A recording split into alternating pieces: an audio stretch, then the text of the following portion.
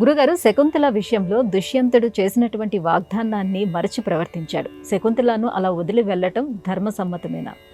నిజానికి ఇది చాలా ఆలోచించదగినటువంటి ప్రశ్న. దుష్యంతుడు అనేటువంటి మహారాజు భరత వంశానికి చెందినటువంటి గొప్ప మహారాజు. మహాభారతంలో మొదటగా వచ్చేటువంటి రాజుల చరిత్రలో దుష్యంతుడి యొక్క చరిత్ర ఉంటుంది. ఒక రకంగా చూస్తే దుష్యంతుడు చేసింది సబబు అనిపిస్తుంది, ఒక రకంగా చూస్తే దుష్యంతుడు చేసింది తప్పు అనిపిస్తుంది. ఎట్లా అండి బాబు, దేనికైనా ఒకటే ఉండాలి కదా, ఒకటే చెప్పండి నాకు. దుష్యంతుడు చేసింది శకుంతలని విడిచిపెట్టాడు, దుష్యంతుడు చేసింది తప్పా ఒప్పా అంటే మళ్ళీ చెప్తున్నాను, ఒక దృష్టితో గనక ఆలోచిస్తే దుష్యంతుడు చేసింది సబబు, ఒక దృష్టితో చేస్తే మాత్రం తప్పు. ఎట్లా అంటే పెద్దవాళ్ళ సమన్వయం, నా సమన్వయం కాదు ఇది. ఎందుకనంటే అతను ఒక మహారాజు, చక్రవర్తి.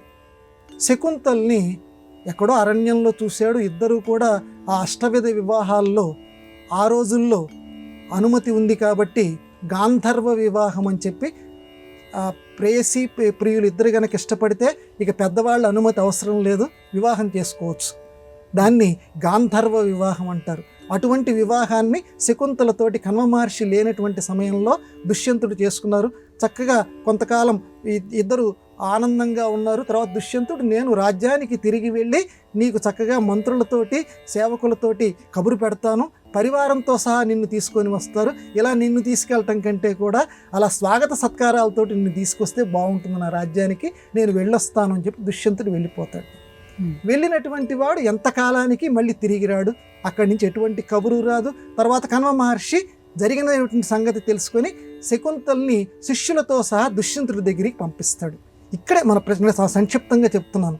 ఇక్కడ దుష్యంతుడు శకుంతల ఎవరో గుర్తుపడతాడు, తన భార్య అని తెలుసు, శకుంతల బిడ్డతో సహా వస్తుంది.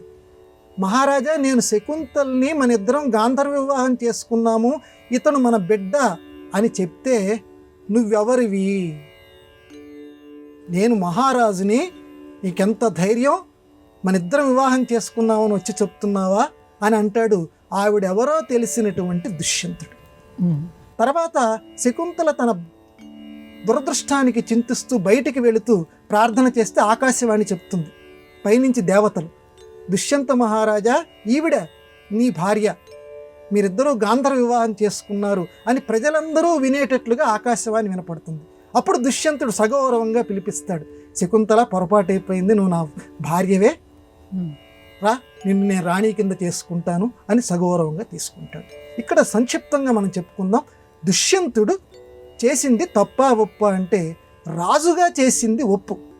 ఎందుకనంటే ప్రజలందరూ ఏమనుకుంటారంటే, ప్రజలకి తెలియదు శకుంతల ఈయన యొక్క భార్య అని చెప్పి. ఎవరో అందంగా ఉన్నటువంటి అమ్మాయి ఆస్థానానికి వచ్చి నిలబడ్డ వెంటనే పెళ్లి చేసేసుకుంటున్నట్రా అని చెప్పి రాజుగారి దృష్టి ఇంత కాముకత్వం ఉందా అని చెప్పి ప్రజలందరూ అనుకునేటువంటి ప్రమాదం ఉంది. కాబట్టి ప్రజల దృష్టిలో చులకనక రాజు కాకూడదు కాబట్టి రాజదృష్టిలో ఆవిడని వద్దన్నాడు. దేవతలందరూ కూడా చెప్పిన తర్వాత ఆవిడ మహిమ తెలుసు కాబట్టి ఆవిడ్ని స్వీకరించాడు. ఇక ప్రజలు కూడా నోరెత్తటానికి వీలు లేకుండా చేశాడు. అందువల్ల ఒక దృష్టితో ఆలోచిస్తే దుష్యంతుడిది రాజు పక్షంలో ఒప్పు, మామూలు మానవుడి పక్షంలో మాత్రం తప్పు.